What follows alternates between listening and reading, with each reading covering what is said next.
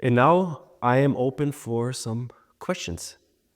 I will repeat the questions for the microphone because I guess it's not so easy that the microphone catches your question, just so you know. Okay, the question is about the invitation, and it's about, strategy and authority is only for the big things like career, and you want to become something that you think is correct for you, like coaching, but who will invite you for going to this path of this career or whatever? First of all, strategy and authority are only connected with each other for generators, not for projectors. For the projector, the strategy is something separate than the authority, because the authority can be used all the time. The strategy is only used for bigger things like career, love, intimacy, big investments, place of living. But the authority you can use all the time. You don't need an invitation to use your inner authority, and it's not like that you use your inner authority. Your inner authority is there, you just need to be aware that there is something that makes a decision. That's the first thing I want you to understand. The next thing is, just because you think you want to become, doesn't mean it's correct. Doesn't mean you cannot study it. If you have a inner authority, yes, to study psychology, coaching, whatever the case may be, do it. As long as you have the energy and you feel comfortable with this, study it and study it and study it. And imagine the following. If you go to a place where you get information about the things you need to study, why wouldn't you be invited by people who are also in this place? It's this very funny fact, there's people say, I never find my true love. I would really like to have an intellectual, educated woman on my side. And like, where do you go? Yeah, I go to clubs. And it's like, you think you will find that in a club? How about you go to the library? Oh, I never thought about this. This is the thing, Study just doesn't, not only means you're locked up in your home and you study. Study means you apply it too. You go out in the world, you talk with people, you go to do workshops, lectures, you go to Facebook groups, you interact. Show yourself. Yeah, show yourself is fine. It's just not giving advice or displaying yourself as something.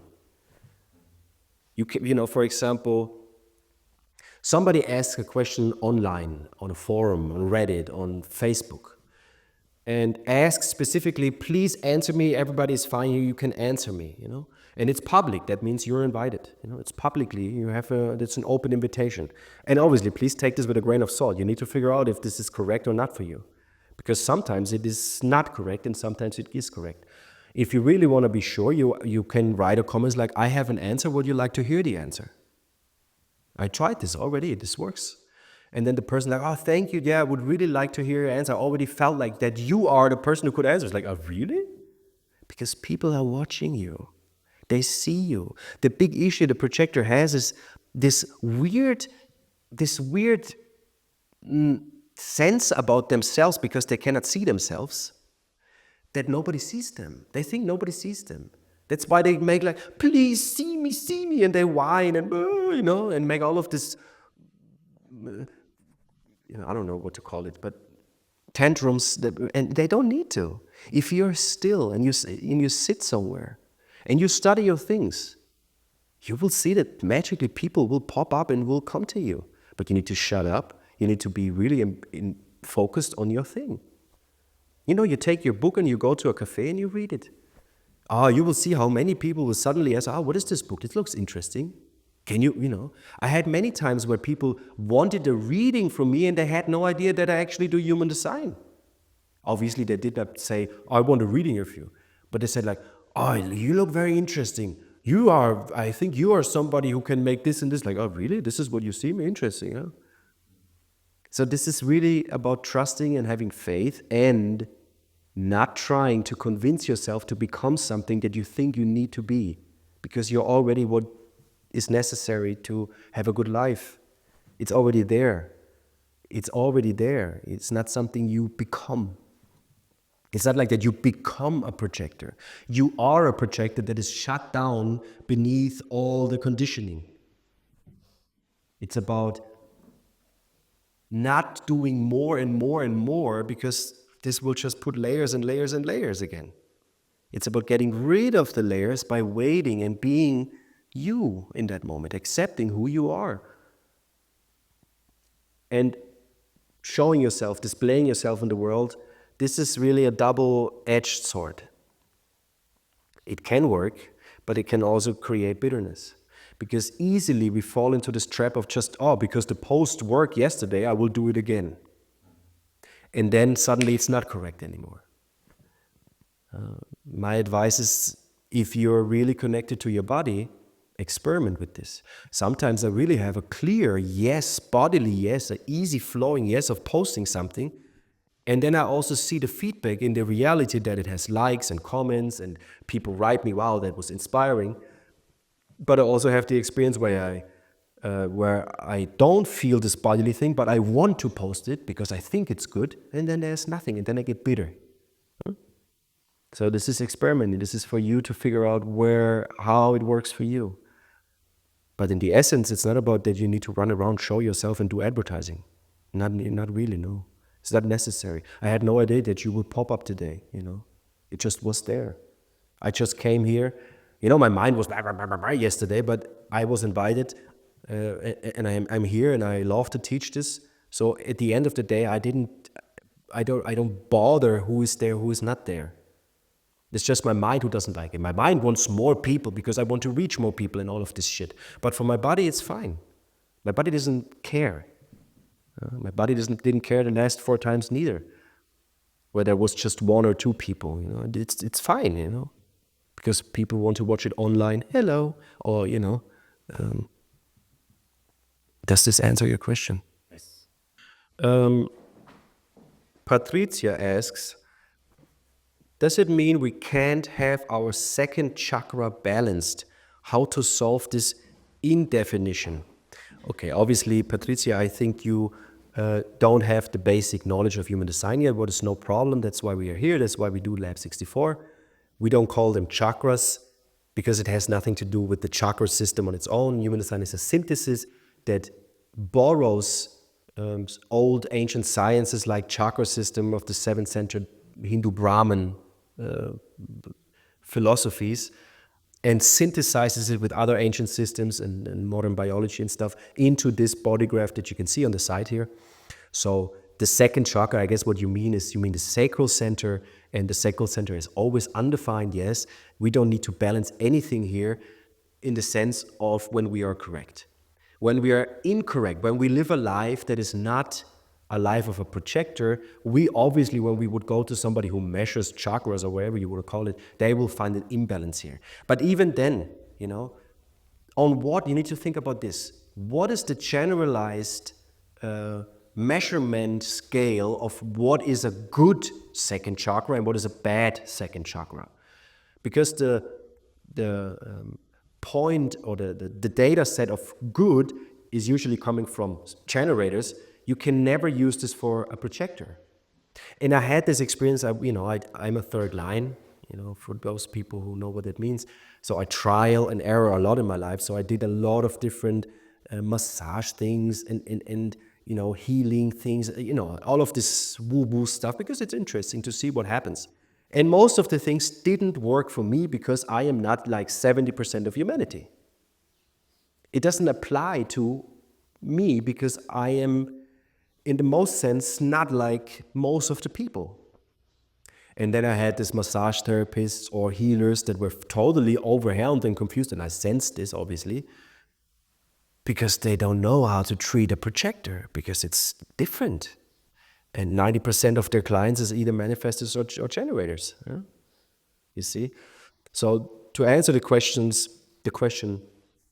it's not about balancing your sacral. It's not about this. It's about protecting your open sacral from being not distorted and over-conditioned by you using energy that is not yours. The moment you can really let go of that, your open sacral becomes very wise, because it's never empty, obviously, but you become wise about energy, you become wise about sexuality, you become wise about the flow of life, you become wise about commitment, you become wise about resources, all of those things that have to do with the sacral. There's another question.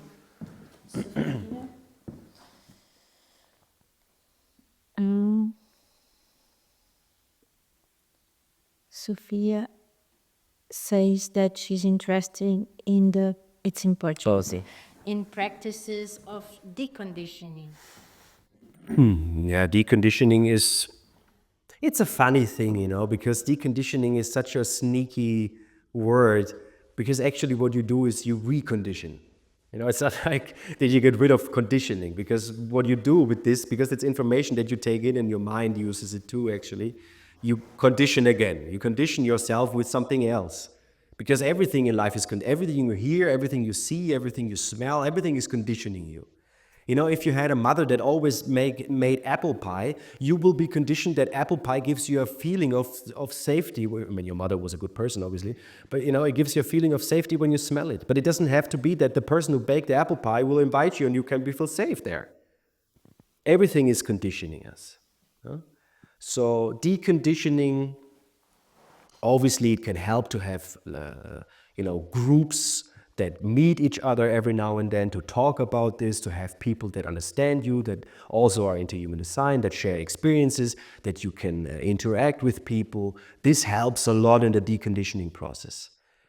What can also help is the not self questions that you can have for your open centers. You know, if you have an open circle because you're a projector, you ask yourself 9,500 times a day, is it enough? Is it enough? Do I really need to do more? I need to know when enough is enough. Is it enough now? You know, this is what you take as an affirmation into your life. Do I know when enough is enough? And you do this for 1 week, for 1 month, for 1 year, whatever, you know, however you like. And you will see that there will be a difference, because the moment your mind is realizing that it is enough, it will stop. Because it's not like that your mind hates you. Your mind wants to protect you, but it has mental strategies built up to protect you that are based on stuff that was in the past. It's not valid anymore. But with this little hack, because those not self-open questions, they are like a bypass for the mind, because you can right away go to something in the body that has a coordinate that you can sense. It's like, oh, it is enough. I feel it's enough. I sense it's enough. I don't know if it's enough. If I don't know if it's enough, maybe I should stop to see if it's enough. You know, you will become more aware of your body. So this is one step that helps with deconditioning, obviously. And then being in the right environment, in the wrong environment, you know, you have a yes, you do it, you do, and you don't do it, or you have a no and you do it anyway, to see what happens. All of those things, like try and error, experimenting with it, really playing with it. It's about playing with this information. This will help you to decondition. And deconditioning is not something that just takes 7 years. Deconditioning takes your whole life, because we always get conditioned again and again and again. Okay, I just gave you this example of, because the question was what it has to do with the 46 and the 7 and the order. I gave you this because this is a kind of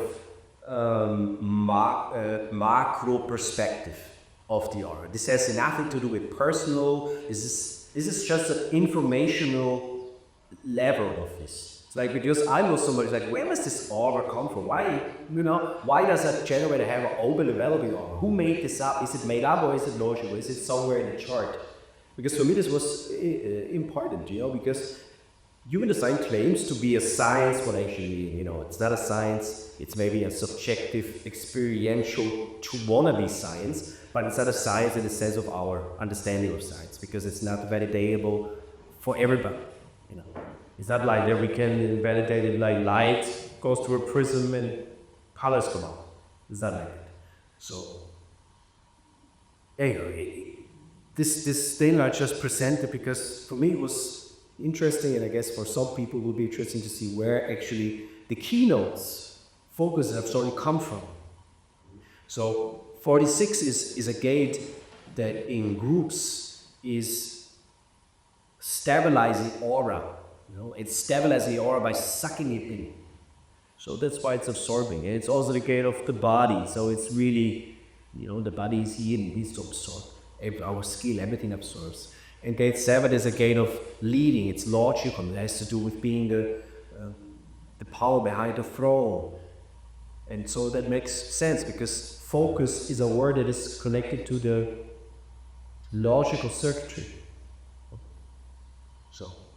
So thank you very much for listening. I hope this was inspiring for you and brought some clarity or confusion, who knows. And then see you next time to the lab.